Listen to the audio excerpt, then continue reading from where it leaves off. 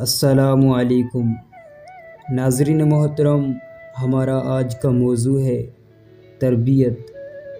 ایک وزیر کا لڑکا بہت کند ذہن تھا۔ وزیر نے اس کی تعلیم کے لیے لائق سے لائق استاد مقرر کیے، مگر نتیجہ کچھ نہ نکلا۔ آخر استاد نے مجبور ہو کر وزیر کی خدمت میں عرض کیا، بندہ پرور، میری کوشش سے اس کو عقل نہ آئی، البتہ پڑھاتے پڑھاتے میری عقل ضرور جاتی رہی۔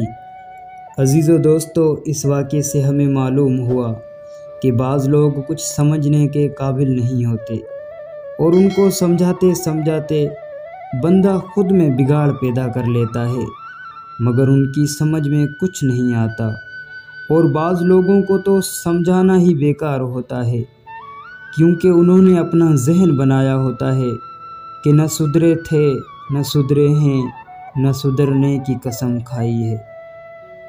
دوستو، امید کرتا ہوں آپ کو یہ پرمزہ اور نصیحت آموز کہانی اچھی لگی ہوگی۔